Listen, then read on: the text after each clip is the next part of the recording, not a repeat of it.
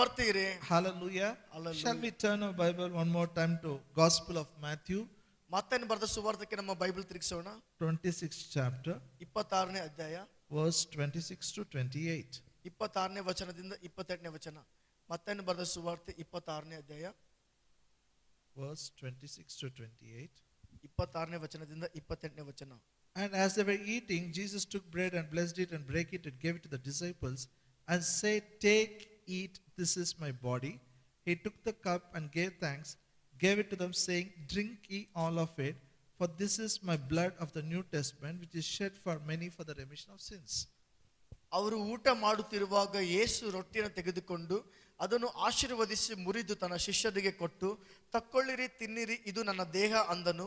ಮತ್ತೆ ಪಾತ್ರೆಯನ್ನು ತೆಗೆದುಕೊಂಡು ಸ್ತೋತ್ರ ಮಾಡಿ ಅವರಿಗೆ ಕೊಟ್ಟು, ನೀವೆಲ್ಲರೂ ಇದರಲ್ಲಿರುವುದನ್ನು ಕುಡಿಯಿರಿ, ಯಾಕಂದರೆ ಇದು ಬಹು ಜನರ ಪಾಪಗಳ ಪರಿಹಾರಕ್ಕೋಸ್ಕರ ಸುರಿಸಲ್ಪಡುವ ಹೊಸ ಒಡಂಬಡಿಕೆಯ ನನ್ನ ರಕ್ತವಾಗಿದೆ ಅಂದನು. Here Bible says Jesus broke the bread and he gave grape juice to his disciples. ಇಲ್ಲಿ ಬೈಬಲ್ ಹೇಳ್ತದೆ, ಯೇಸು ರೊಟ್ಟಿಯನ್ನು ಮುರಿದು ದ್ರಾಕ್ಷರಸವನ್ನು ತನ್ನ ಶಿಷ್ಯರಿಗೆ ಹಂಚಿಕೊಡ್ತಾನೆ. When he gave the grape juice, he didn't say drink juice or drink wine. He said, drink, this is my blood of the New Testament, which is shed for the remission of sins of many. ಮತ್ತು ದ್ರಾಕ್ಷರಸವನ್ನು ಅವರಿಗೆ ಕೊಡುವಾಗ ಇದು ದ್ರಾಕ್ಷರಸವು ಕುಡಿರಿ ಎಂಬುದಾಗಿ ಹೇಳಲಿಲ್ಲ, ಆದರೆ ಅದರ ಬದಲಾಗಿ ಆತನು ಹೇಳ್ತಾನೆ, ಇದು ಬಹು ಜನರ ಪಾಪಗಳ ಪರಿಹಾರಕ್ಕೋಸ್ಕರ ಸುರಿಸಲ್ಪಡುವ ಹೊಸ ಒಡಂಬಡಿಕೆಯ ನನ್ನ ರಕ್ತ ಎಂಬುದಾಗಿ ಹೇಳ್ತಾ ಇದ್ದಾನೆ. And he says, do it in remembrance of me. ಮತ್ತು ಆತನು ಹೇಳ್ತಾನೆ, ನನ್ನನ್ನು ಜ್ಞಾಪಕ ಪಡಿಸಿಕೊಳ್ಳುವುದಕ್ಕೋಸ್ಕರ ಹೀಗೆ ಮಾಡಿರಿ. So we take part in Holy Communion. ಅದಕ್ಕಾಗಿ ನಾವು ಕರ್ತನ ಮೇಜಿನಲ್ಲಿ ಭಾಗಿಯಾಗ್ತಾ ಇದ್ದೇವೆ. That bread and juice, that is not some prasadam. That is only a communion. That signifies we belong to some covenant. We are covenant. ಮತ್ತು ನಾವು ತೆಗೆದುಕೊಳ್ಳುವಂತಹ bread ಮತ್ತು ದ್ರಾಕ್ಷರಸ ಅದು ಏನೋ ಪ್ರಸಾದ ಅಲ್ಲ, ನಾವು ಹೊಸ ಒಡಂಬಡಿಕೆಗೆ ಸಂಬಂಧವಾಗಿದ್ದೇವೆ ಎಂಬುದಾಗಿ ಅದೊಂದು ಸೂಚನೆಯಾಗಿದೆ. We belong to covenant. ನಾವು ಹೊಸ ಒಡಂಬಡಿಕೆಗೆ ಸಂಬಂಧವಾಗಿದ್ದೇವೆ. We are in covenant with God. ನಾವು ದೇವರೊಂದಿಗೆ ಒಡಂಬಡಿಕೆಯಲ್ಲಿದ್ದೇವೆ. And whenever people make a covenant, in the olden days they used to shed blood. ಮತ್ತು ಯಾವಾಗ ಹಳೆ ಕಾಲದಲ್ಲಿ ಅವರು ಒಡಂಬಡಿಕೆಗಳನ್ನು ಮಾಡಿಕೊಳ್ಳುವಾಗ ರಕ್ತ ಸುರಿಸ್ತಾ ಇದ್ರು. Even our marriage, Christian marriage, is a covenant. ಮತ್ತು ಕ್ರೈಸ್ತ ಮದುವೆಯೂ ಸಹ ಒಂದು ಒಡಂಬಡಿಕೆಯಾಗಿದೆ. And God says, I am a witness for this covenant. ಮತ್ತು ದೇವರು ಹೇಳ್ತಾನೆ, ಈ ಒಡಂಬಡಿಕೆಗೆ ನಾನೇ ಸಾಕ್ಷಿಯಾಗಿದ್ದೇನೆ. Hallelujah. And when we marry, we make them to make some promises. ಮತ್ತು ಮದುವೆಯಾಗುವಾಗ ಕೆಲವೊಂದು ಅರಿಕೆಗಳು ಒಬ್ಬರಿಗೊಬ್ಬರು ಮಾಡಿರಿ ಎಂಬುದಾಗಿ ನಾವು ಹೇಳ್ತೇವೆ. And they say that promises, and they end like this: till death do us part. Means till end we will keep up the promise. ಮತ್ತು ಆ ಒಂದು ವಾಗ್ದಾನ ಅವರು ಮಾಡಿಕೊಳ್ಳುವಾಗ ಕೊನೆಯಲ್ಲಿ ಹೀಗೆ ಹೇಳ್ತದೆ, ಮರಣವನ್ನು ನಮ್ಮನ್ನು ಅಗಲಿಸುವ ಮಟ್ಟಿಗೆ, ಅಂದ್ರೆ ಅಲ್ಲಿ ತನಕ ವಾಗ್ದಾನವನ್ನು ಇಟ್ಕೊಂಡು ಹೋಗ್ಬೇಕೆಂಬುದಾಗಿ. So covenant comes with promise. ಈ ಒಡಂಬಡಿಕೆಯು ವಾಗ್ದಾನಗಳೊಂದಿಗೆ ಬರ್ತದೆ. In the olden days, whenever they make a covenant, they used to have a meal, covenant meal. ಮತ್ತು ಹಳೆ ದಿನಗಳಲ್ಲಿ ಯಾವಾಗ ಒಡಂಬಡಿಕೆ ಮಾಡಿಕೊಳ್ತಾ ಇದ್ದರು, ಅವರು ಒಡಂಬಡಿಕೆ ಊಟವನ್ನು ಸಹ ಮಾಡ್ತಾ ಇದ್ರು. This Holy Communion is a symbolic representation of covenant meal. ಮತ್ತು ಈ ಕರ್ತನ ಮೇಜು ನಾವು ತೆಗೆದುಕೊಳ್ಳುವಂತದ್ದು ಅದು ಒಡಂಬಡಿಕೆ ಊಟದ ಒಂದು ಸೂಚನೆಯಾಗಿದೆ. So when you take a bread and juice, you declare, I belong to the covenant, and all that he has promised in the covenant is mine. ಮತ್ತು ಯಾವಾಗ ನೀವು ಈ ರೊಟ್ಟಿಯಲ್ಲಿ ದ್ರಾಕ್ಷಸಲ್ಲಿ ನೀವು ಭಾಗಿಯಾಗ್ತೀರೋ, ನಾನು ಒಡಂಬಡಿಕೆಗೆ ಸಂಬಂಧವಾಗಿದ್ದೇನೆ ಮತ್ತು ಈ ಒಡಂಬಡಿಕೆಯಲ್ಲಿ ಬರುವಂತ ಎಲ್ಲಾ ವಾಗ್ದಾನಗಳು ಅದು ನನ್ನದಾಗಿದೆ ಎಂಬುದಾಗಿ ನೀವು ಹೇಳುವಂತಿರುವುದಾಗಿದೆ. Whatever Christ has done on the cross is mine.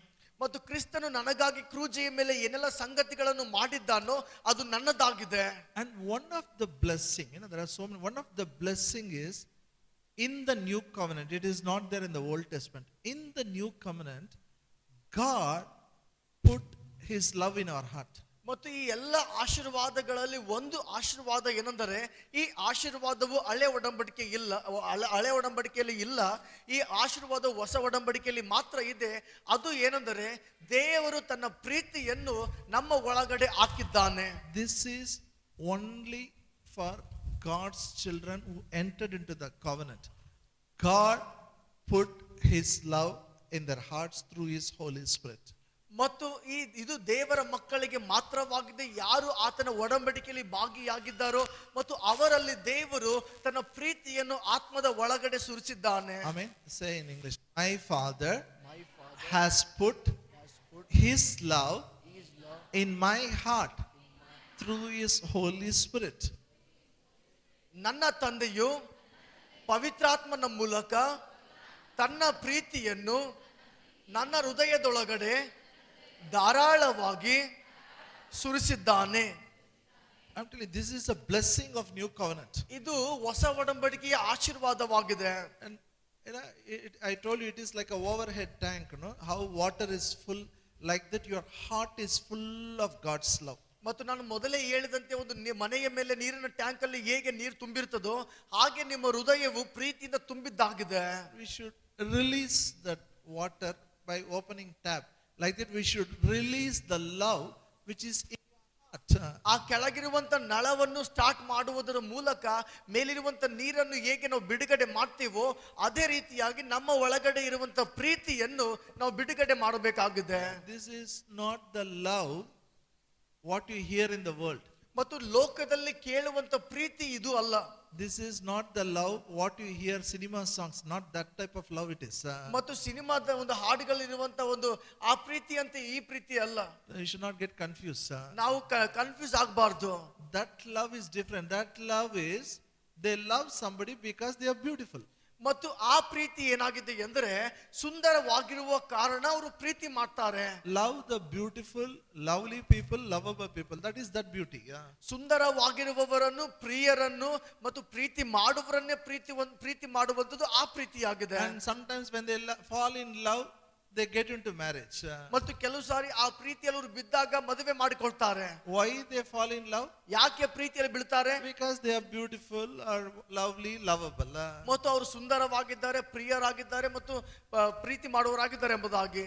But that when the beauty fades away, love also fades away. ಆ ಸುಂದರತೆ ಹೋದಾಗ ಆ ಪ್ರೀತಿ ಸಹ ಹೋಗ್ಬಿಡ್ತದೆ.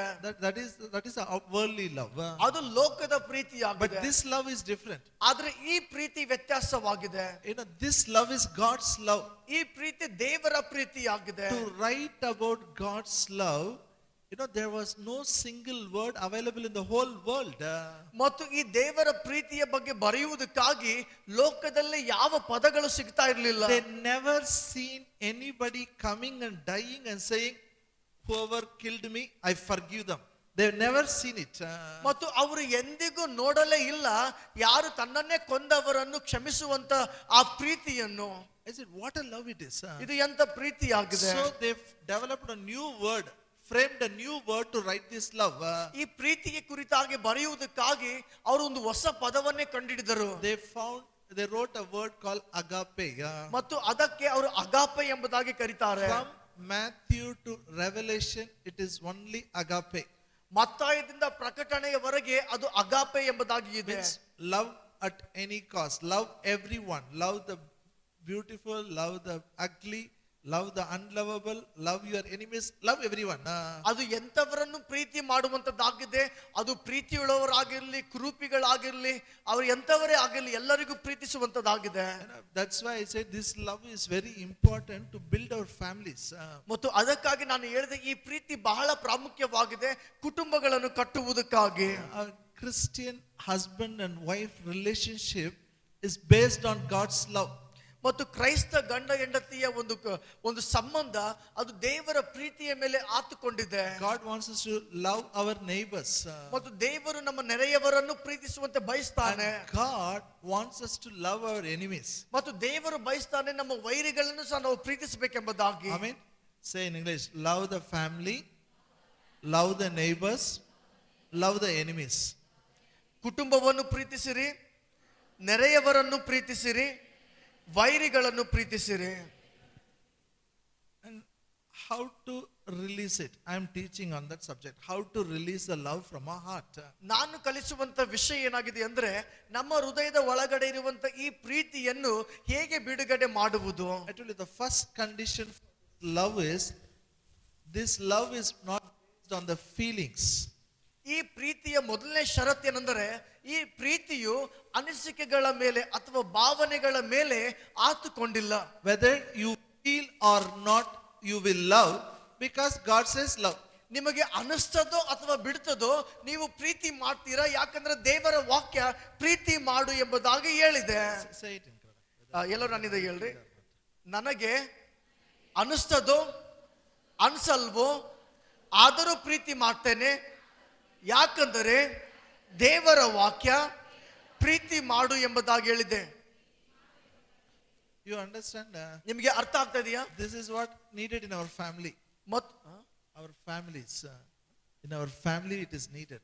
ಇದು ನಮ್ಮ ಕುಟುಂಬದಲ್ಲಿ ಬೇಕಾಗಿದೆ. You don't say I feel like loving. No, you have to love because God's word says love. ಮತ್ತು ನೀವು ಹೇಳಕ್ಕಾಗಲ್ಲ ನನಗೆ ಪ್ರೀತಿ ಮಾಡಬೇಕು ಅನಿಸ್ತಾ ಇದೆ, ಆ ರೀತಿಯಾಗಿ ಹೇಳಕ್ಕಾಗಲ್ಲ. ದೇವರ ವಾಕ್ಯ ಹೇಳ್ತಾ ಇದೆ, ಅದಕ್ಕಾಗಿ ಪ್ರೀತಿ ಮಾಡಬೇಕು. Second, you have to control your emotions. ಎರಡನೇದಾಗಿ ನಿಮ್ಮ ಭಾವನೆಗಳನ್ನು ಅಥವಾ ನಿಮ್ಮ ಉದ್ವೇಗಗಳನ್ನು ನೀವು ನಿಯಂತ್ರಣದಲ್ಲಿ ಇಟ್ಟುಕೊಳ್ಳಬೇಕು. Anger, you should control. ಕೋಪವನ್ನು ನಿಯಂತ್ರಣದಲ್ಲಿ ಇಟ್ಟುಕೊಳ್ಳಬೇಕು. Your speech should be always gracious. ನಿಮ್ಮ ಮಾತುಗಳು ಯಾವಾಗಲೂ ಕೃಪೆಯುಳ್ಳದಾಗಿರಬೇಕು. Then last 2 weeks I'm talking about wearing a garment. ಮತ್ತು ಕಳೆದ 2 ವಾರಗಳಿಂದ ನಾನು ಕಲಿಸ್ತಾ ಇದ್ದೇನೆ ಒಂದು ವಸ್ತ್ರವನ್ನು ಧರಿಸಿಕೊಳ್ಳುವಂತದ್ದು. Apostle Paul says put on Christ Jesus. ಅಪೊಸ್ತಲನಾದ ಪೌಲ ಹೇಳ್ತಾನೆ ಕ್ರಿಸ್ತನನ್ನು ಧರಿಸಿಕೊಳ್ಳಿರಿ. Means your attitude was bad, your behavior was bad that time. Now you have become a child of God, you should behave like Jesus. ಅದರ ಅರ್ಥ ಏನಂದ್ರೆ ನೀವು ಯೇಸುವನ್ನು ನಂಬುವುದಕ್ಕಿಂತ ಮುಂಚೆ ನಿಮ್ಮ ಸ್ವಭಾವ ಬೇರೆಯಾಗಿತ್ತು, ಆದರೆ ಯೇಸುವನ್ನು ನಂಬಿದ ಮೇಲೆ ನೀವು ಯೇಸುವಿನ ಸ್ವಭಾವದಂತೆ ಜೀವಿಸಿರಿ ಎಂಬುದಾಗಿ. You have to put off the old man and put on the new man. ನಿಮ್ಮ ಹಳೆಯ ಮನುಷ್ಯನನ್ನು ತೆಗೆದು ಹಾಕಿ ನಿಮ್ಮ ಹೊಸ ಮನುಷ್ಯನನ್ನು ಧರಿಸಿಕೊಳ್ಳ್ರಿ ಎಂಬುದಾಗಿ. That is a decision you have to take. ಆ ಒಂದು ನಿರ್ಧಾರ ನೀವು ತೆಗೆದುಕೊಳ್ಳುವಂತದ್ದು. I am not going to behave like how I was before. ಮತ್ತು ನಾನು ಮೊದಲು ಹೇಗಿದ್ದೆನೋ ಅದರಂತೆ ನಾನು ವರ್ತಿಸುವುದಿಲ್ಲ. It's not easy. ಅದು ಬಹಳ ಸುಲಭ ಸಹ ಅಲ್ಲ. That's why I'm teaching. ಅದಕ್ಕಾಗಿ ನಾನು ಕಲಿಸ್ತಾ ಇದ್ದೇನೆ. How can we do it? ನಾವು ಅದನ್ನು ಹೇಗೆ ಮಾಡಬಹುದು? If it is just changing dress, we can change dress and come. ಅದು ಬಟ್ಟೆ ಬಿಚ್ಚಿ ಹಾಕಿಕೊಂಡಂತ ಇದ್ರೆ ನಾವು ಧರಿಸಿಕೊಳ್ತಾ ಇದ್ವಿ. How to stop that anger? ಆ ಕೋಪವನ್ನು ಹೇಗೆ ನಿಲ್ಲಿಸುವುದು? Come with me to Ephesians 4th chapter. ಎಫೆಸ 4ನೇ ಅಧ್ಯಾಯ verse 22, 23 and 24. 22, 23, 24. ಎಫೆಸ 4ನೇ ಅಧ್ಯಾಯ 22ರಿಂದ 24ನೇ ವಚನ. ಯೇಸುವಿನಲ್ಲಿರುವ ಸತ್ಯೋಪದೇಶವು ಯಾವುದೆಂದರೆ, ನೀವು ನಿಮ್ಮ ಇಂದಿನ ನಡತೆಯನ್ನು ಅನುಸರಿಸದೆ ಪೂರ್ವ ಸ್ವಭಾವವನ್ನು ತೆಗೆದು ಹಾಕಿ ಬಿಡಬೇಕು. ಅದು ಮೋಸಕರವಾದ ದುರಾಶೆಗಳಿಂದ ಕೆಟ್ಟು ಹೋಗುವಂಥದ್ದು. ನೀವು ನಿಮ್ಮ ಮನಸ್ಸಿನ ಭಾವದಲ್ಲಿ ಹೊಸಬರಾಗಿ ನೂತನ ಸ್ವಭಾವವನ್ನು ಧರಿಸಿಕೊಳ್ಳಿರಿ. ಆ ಸ್ವಭಾವವು ದೇವರ ಹೋಲಿಕೆಯ ಮೇರೆಗೆ ನೀತಿಯಲ್ಲಿಯೂ ನಿಜವಾದ ಪರಿಶುದ್ಧತೆಯಲ್ಲಿಯೂ ನಿರ್ಮಿಸಲ್ಪಟ್ಟಿದೆ. Okay, now listen to me. You all have to listen here. Don't read your Bible. Look here. ಈಗ ಎಲ್ಲರೂ ನನ್ನ ಕಡೆ ಕೇಳ್ರಿ, ಯಾರು ಬೈಬಲ್ ಓದ್ಬೇಡ್ರಿ, ಈ ಕಡೆ ಕೇಳ್ರಿ. Okay, this one scripture you tell after him in Kannada. You tell after him. ಒಂದು ವಾಕ್ಯ ಕನ್ನಡದಲ್ಲಿ ಹೇಳೋಣ. Verse 22. 22ನೇ ವಚನ. ಯೇಸುವಿನಲ್ಲಿರುವ ಸತ್ಯೋಪದೇಶವು ಯಾವುದೆಂದರೆ, ನೀವು ನಿಮ್ಮ ಇಂದಿನ ನಡತೆಯನ್ನು ಅನುಸರಿಸದೆ ಪೂರ್ವ ಸ್ವಭಾವವನ್ನು ತೆಗೆದು ಹಾಕಿ ಬಿಡಬೇಕು.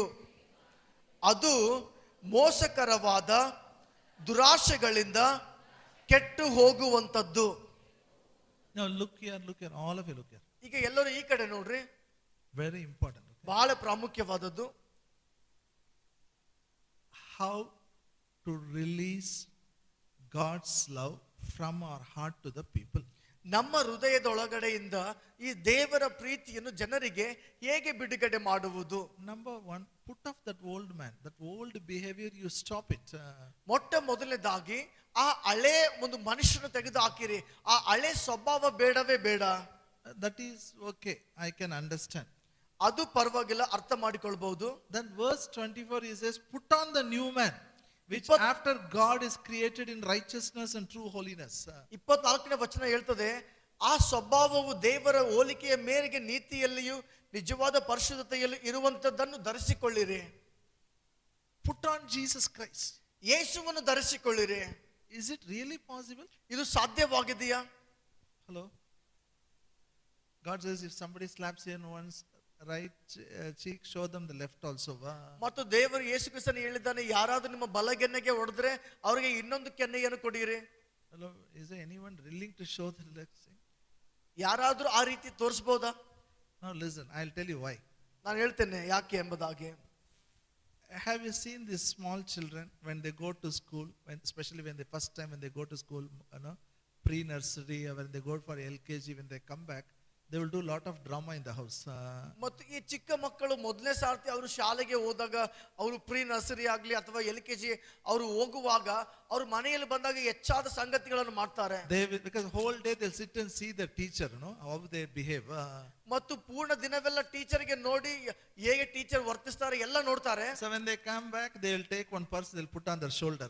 ಮತ್ತು ಮನೆಗೆ ಬಂದ್ಮೇಲೆ ಒಂದು ಪರ್ಸ್ ಹಾಕೊಂಡು ಅವ್ರು ನಿಂತು ಬಿಡ್ತಾರೆ. And they'll take one stick, they'll behave like the teacher.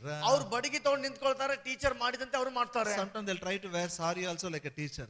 ಕೆಲವೊಬ್ಬರು ಅವರು ಸೀರೆ ಹಾಕೊಂಡು ಅವರು ಟೀಚರ್ ಅಂತೆ ಮಾಡೋದಕ್ಕೆ ಬಯಸ್ತಾರೆ. If they wear sari, if they put makeup, if they carry handbag, will they become a teacher?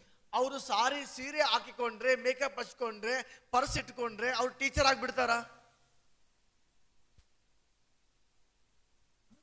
Fancy dress competition, it becomes like one drama. ಅದು ಒಂದು ಫ್ಯಾನ್ಸಿ ಡ್ರೆಸ್ ಕಾಂಪಿಟೇಷನ್ ಅಂತ ಅಥವಾ ಒಂದು ನಾಟಕದಂತೆ ಇರ್ತದೆ. No, here put on Jesus Christ means you can't do drama here. ಯೇಸುವನ್ನು ಧರಿಸಿಕೊಳ್ಳ್ರಿ ಎಂಬುದಾಗಿ ಹೇಳುವಾಗ ನಾಟಕ ಮಾಡುವುದಲ್ಲ. You cannot act like Jesus. ಯೇಸುವಿನಂತೆ ನಾವು ನಟನೆ ಮಾಡಕ್ಕಾಗಲ್ಲ. You can try. ನಾವು ಪ್ರಯತ್ನ ಮಾಡಬಹುದು. How long you can do? ಎಲ್ಲಿ ತನಕ ಪ್ರಯತ್ನ ಮಾಡಬಹುದು? Suddenly we will behave like a old man. ತಕ್ಷಣವೇ ಹಳೆ ಮನುಷ್ಯನಂತೆ ನಾವು ವರ್ತಿಸ್ತೇವೆ. That is why ಅದಕ್ಕಾಗಿ ಪೌಲನು ಹೇಳ್ತಾನೆ, to put on the new man, verse 23 is very important. 23ನೇ ವಚನ ಬಹಳ ಪ್ರಾಮುಖ್ಯವಾಗಿದೆ.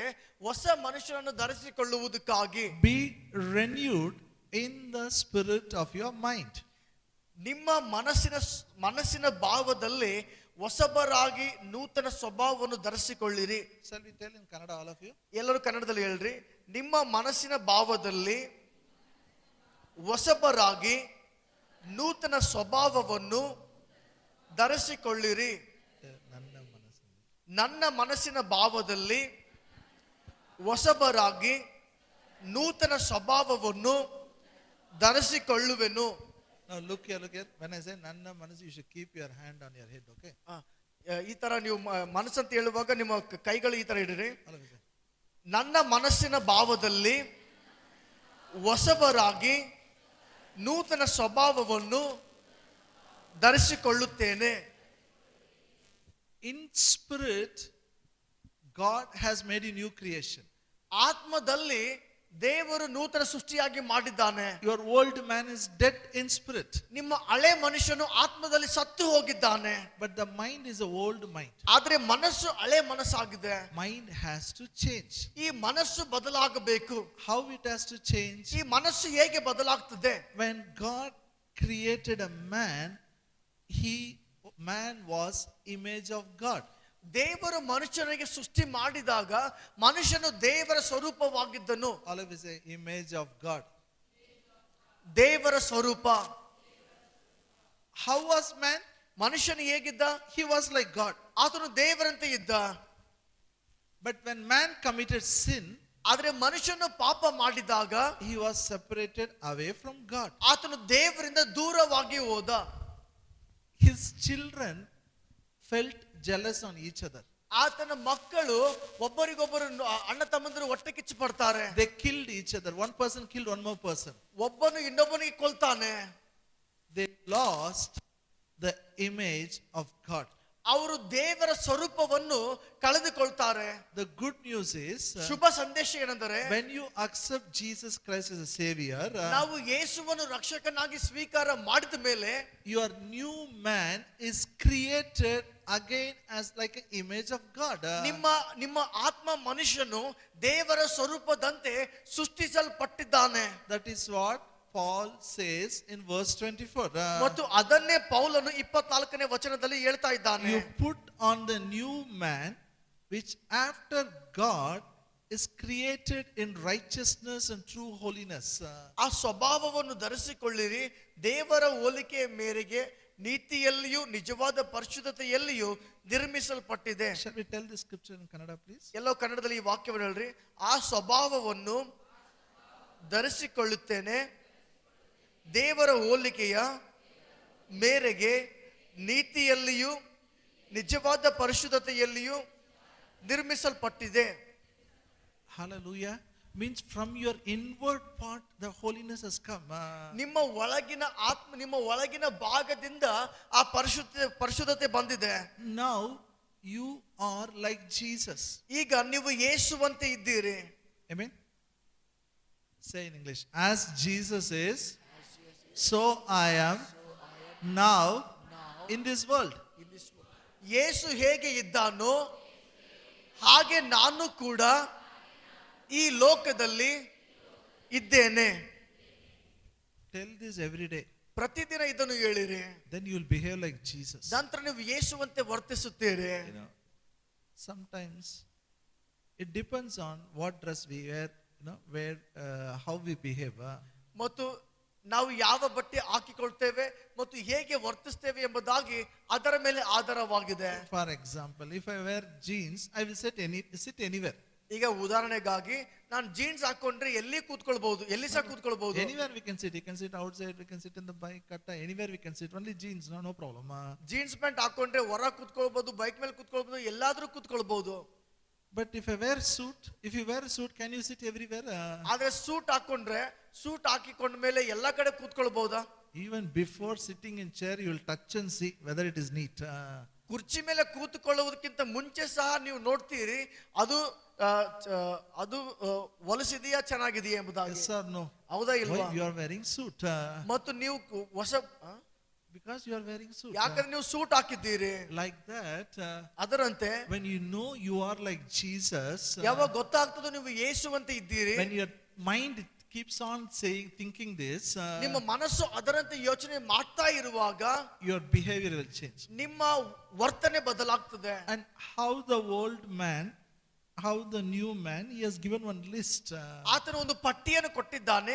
ಹಳೆ ಮನುಷ್ಯನು ಹೇಗಿದ್ದಾನೆ, ಹೊಸ ಮನುಷ್ಯನು ಹೇಗಿದ್ದಾನೆ. From verse 25 till 31, he talks about the old man.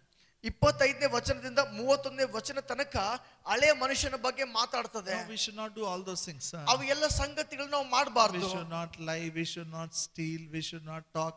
All those things is there. ನಾವು ಸುಳ್ಳು ಆಡಬಾರ್ದು, ನಾವು ಕದಿಯಬಾರದು, ನಾವು ಕೆಟ್ಟ ಮಾತುಗಳನ್ನು ಆಡಬಾರ್ದು ಎಂಬುದಾಗಿ ಬರೆಯಲ್ಪಟ್ಟಿದೆ. And verse 32, ಮತ್ತು 32ನೇ ವಚನ it talks about new man. ಅದು ಹೊಸ ಮನುಷ್ಯನ ಬಗ್ಗೆ ಮಾತಾಡ್ತದೆ. This is like opening the tap and releasing the love. ಇದು ಆ ಒಂದು ನಳವನ್ನು ಸ್ಟಾರ್ಟ್ ಮಾಡಿ ಪ್ರೀತಿಯನ್ನು ಬಿಡುಗಡೆ ಮಾಡುವಂತೆ ಇದೆ. Can you, verse 32, can you 32ನೇ ವಚನ, ದೇವರು ನಿಮಗೆ ಕ್ರಿಸ್ತನಲ್ಲಿ ಕ್ಷಮಿಸಿದಂತೆಯೇ ನೀವು ಒಬ್ಬರಿಗೊಬ್ಬರು ಉಪಕಾರಿಗಳಾಗಿಯೂ ಕರುಣೆಯುಳ್ಳವರಾಗಿಯೂ ಕ್ಷಮಿಸುವವರಾಗಿಯೂ ಇರಿ.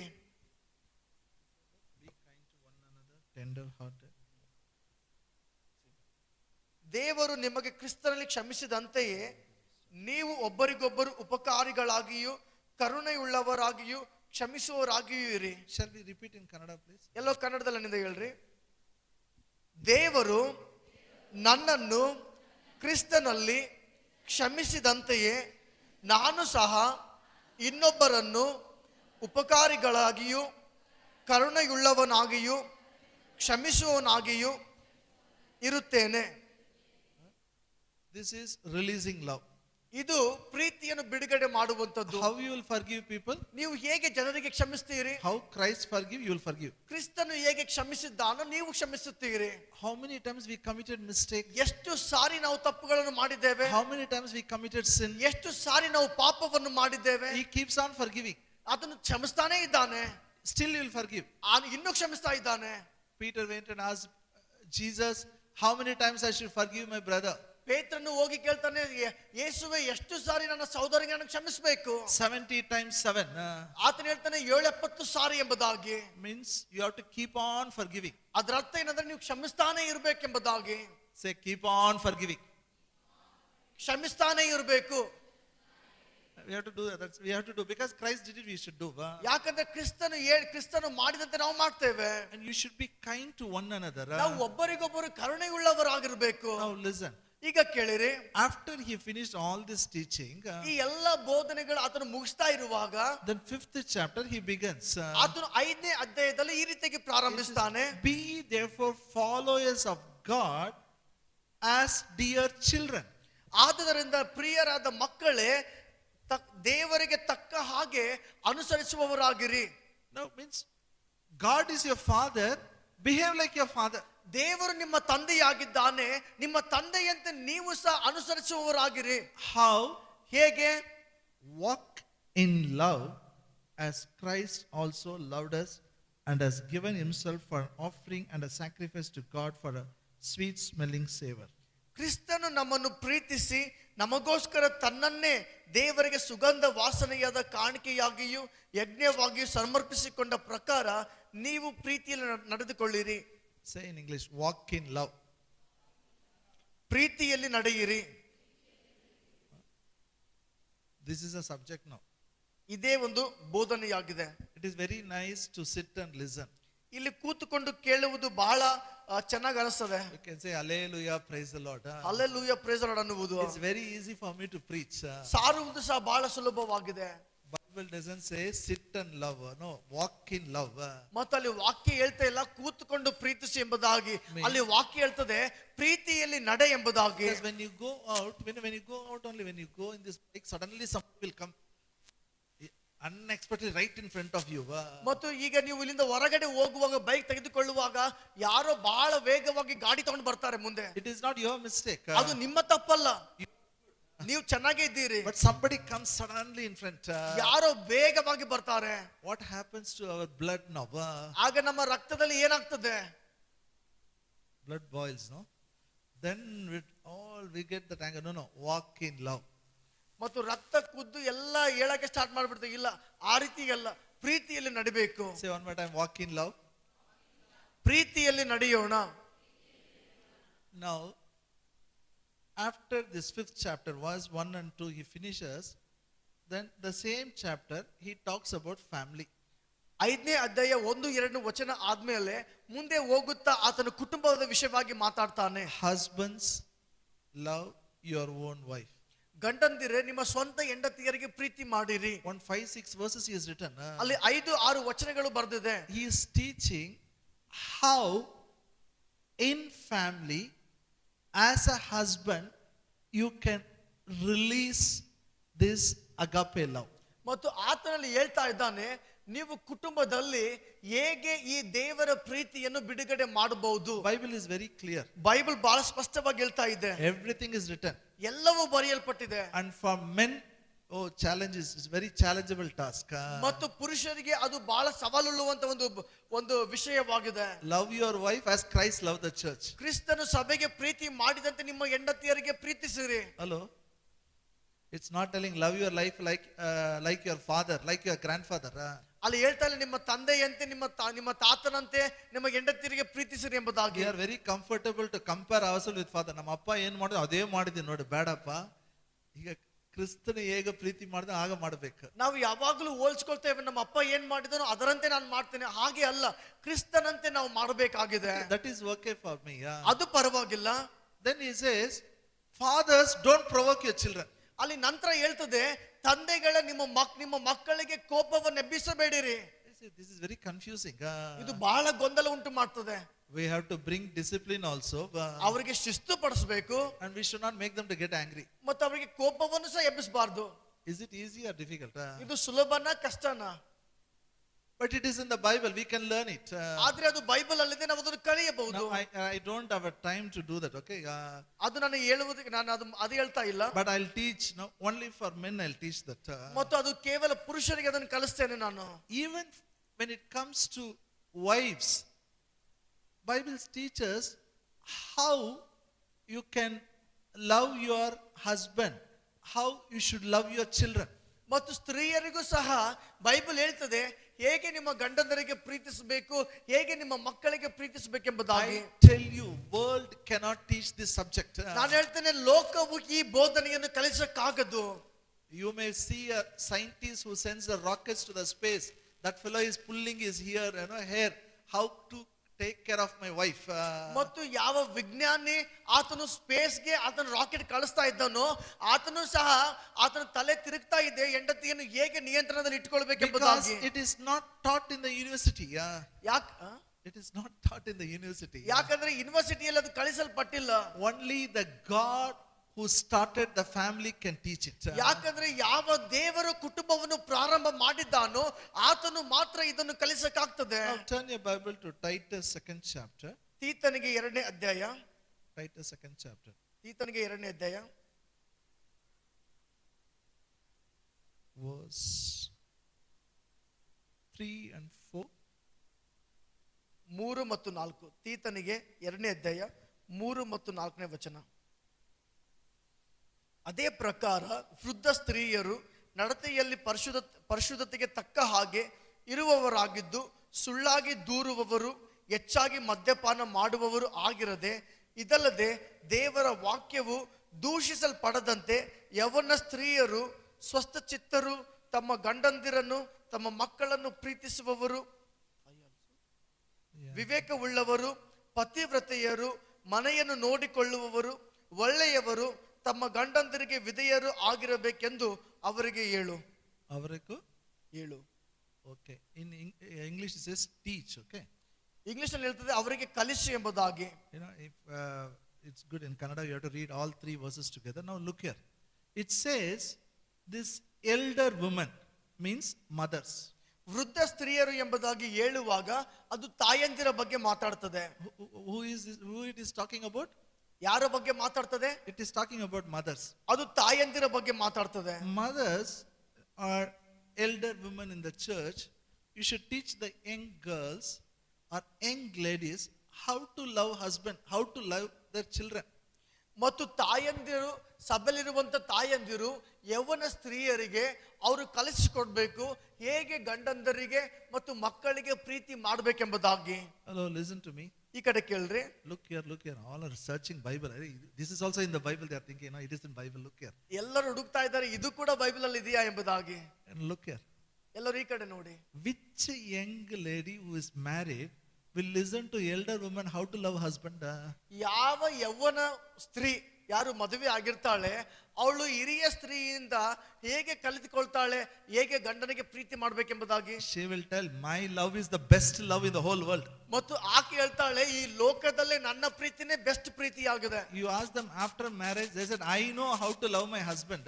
ಮತ್ತು ನೀವು ಅವರಿಗೆ ಮದುವೆ ಆದ್ಮೇಲೆ ಕೇಳ್ರಿ ನನಗೆ ಗೊತ್ತು ನನ್ನ ಗಂಡನಿಗೆ ಹೇಗೆ ಪ್ರೀತಿ ಮಾಡಬೇಕು. Yes or no? ಹೌದಾ ಇಲ್ವಾ? Because that marriage happens means they will have like a butterfly in their heart. ಯಾಕಂದ್ರೆ ಮದುವೆ ಆದ್ಮೇಲೆ ಅವರ ಹೃದಯ ಒಂದು ಪಾತ್ರಗಿತ್ತಿಯಂತೆ ಆರ್ತಾ ಇರ್ತದೆ. But this elder woman, that butterfly wings fluttering all stops. ಆದ್ರೆ ಈ ತಾಯಂದಿರಲ್ಲಿ ಈ ಒಂದು ಪಾತ್ರಗಿತ್ತಿ ಆರುವಂತ ರೆಕ್ಕೆ ಅದು ನಿಂತೋಗಿರ್ತದೆ. They know what is love. ಅವರಿಗೆ ಗೊತ್ತಾಗಿರ್ತದೆ ಪ್ರೀತಿ ಅಂದ್ರೆ ಏನು. They should teach their younger women. ಮತ್ತು ಅವರು ಯೌವನ ಸ್ತ್ರೀಯರಿಗೆ ಕಲಿಸಬೇಕು. Not their own experience. ಅವರು ಸ್ವಂತ ಅನುಭವಗಳನ್ನು ಹೇಳುವುದಲ್ಲ. If you listen to all the experiences of the grandmother, your family will destroy it. ಅಜ್ಜಿಗಳು ಹೇಳುವಂತ ಎಲ್ಲ ಒಂದು ಅನುಭವಗಳನ್ನು ನಾವು ಕೇಳಿ ನಮ್ಮ ಕುಟುಂಬ ನಡೆಸುವುದಾದ್ರೆ ಕುಟುಂಬ ನಾಶವಾಗಿ ಹೋಗ್ತದೆ. I feel pity for these newly married people. Everybody will give advice. ಮತ್ತೆ ಈ ಹೊಸಬರಾಗಿ ಮದುವೆ ಆದವರ ಬಗ್ಗೆ ನನಗೆ ಕರುಣೆ ಅನಿಸ್ತದೆ.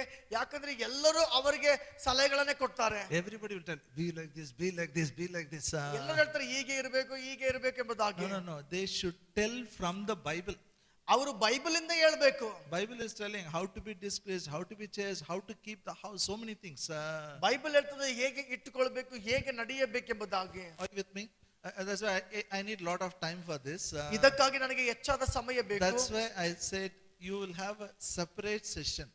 All the mothers, you will have a separate session. All the girls who are not married, you will have a separate session where we'll teach you how to release this agape love, how you should take care of yourself. ಮತ್ತು ಅದಕ್ಕಾಗಿ ನಾನು ಹೇಳ್ತಾ ಇದ್ದೇನೆ, ಇದಕ್ಕಾಗಿ ಹೆಚ್ಚಾದ ಸಮಯ ಬೇಕು. ಅದಕ್ಕಾಗಿ ಮದುವೆಯಾದ ಸ್ತ್ರೀಯರಿಗೆ ಸಪರೇಟ್ ಸೆಷನ್ ಆಗಿರ್ತದೆ, ಮದುವೆಯಾಗದ ಹುಡುಗಿಯರಿಗೆ ಸಪರೇಟ್ ಆಗಿ ಸೆಷನ್ ಇರ್ತದೆ. ಯಾಕಂದ್ರೆ ಈ ಅಗಾಪೆ ಪ್ರೀತಿಯನ್ನು ನಾವು ಹೇಗೆ ಬಿಡುಗಡೆ Our ಮಾಡಬೇಕೆಂಬುದಾಗಿ first assignment is make sure our family, this agape love flows to everyone. We operate in releasing it. ಮತ್ತು ನಮ್ಮ ಮೊದಲನೇ ಕೆಲಸವೇನೆಂದರೆ ನಾವು ಈ ನಮ್ಮ ಕುಟುಂಬದಲ್ಲಿ ಈ ಅಗಾಪೆ ಪ್ರೀತಿಯನ್ನು ನಾವು ಬಿಡುಗಡೆ ಮಾಡುವಂತದ್ದು ಮತ್ತು ನಮ್ಮ ಕುಟುಂಬವು ಈ ಪ್ರೀತಿಯಲ್ಲಿ ನೆಲೆಗೊಳ್ಳುವಂತದ್ದು ನಾವು ಮಾಡಬೇಕಾಗಿದೆ. Then next we show this love to our neighbor. ಮತ್ತು ಮುಂದಿನದು ನಮ್ಮ ಪ್ರೀತಿಯನ್ನು ನಮ್ಮ ನೆರೆಯವರಿಗೆ ತೋರಿಸುವಂತದ್ದು. You know, there is one chapter which talks about how we should behave with neighbor in the Bible. ಮತ್ತು ಬೈಬಲ್ ಅಲ್ಲಿ ಒಂದು ವಾಕ್ಯ ಮಾತಾಡ್ತದೆ ಹೇಗೆ ನಮ್ಮ ನೆರೆಯವರೊಟ್ಟಿಗೆ ನಾವು ವರ್ತಿಸಬೇಕೆಂಬುದಾಗಿ. Romans 13th chapter. ರೋಮ 13ನೇ ಅಧ್ಯಾಯ. You know, it from actually verse 18 to 10, sorry 8 to 10. We'll read only 8. ರೋಮ 13ನೇ ಅಧ್ಯಾಯ 8ರಿಂದ 10 ವಚನ ಮಾತಾಡ್ತದೆ, ಆದ್ರೆ ನಾವು 8 ಮಾತ್ರ ಓದೋಣ. Owe no man anything but to love one another, for he that loveth another has fulfilled the law. ಒಬ್ಬರನ್ನೊಬ್ಬರು ಪ್ರೀತಿಸಬೇಕೆಂಬ ಋಣವೇ ಹೊರತು ಬೇರೆ ಯಾವ ಸಾಲವೂ ನಿಮಗೆ ಇರಬಾರದು. ಮತ್ತೊಬ್ಬರನ್ನು ಪ್ರೀತಿಸುವವನು ನ್ಯಾಯ ಪ್ರಮಾಣವನ್ನೆಲ್ಲ ನೆರವೇರಿಸಿದ್ದಾನೆ. Okay, only the first part you can repeat after it. ಒಬ್ಬರನ್ನೊಬ್ಬರು ಪ್ರೀತಿಸಬೇಕೆಂಬ ಋಣವೇ ಹೊರತು ಬೇರೆ ಯಾವ ಸಾಲವು ನಿಮಗೆ ಇರಬಾರದು. ಎಲ್ಲರೂ ಈ ಕಡೆ ನೋಡ್ರಿ.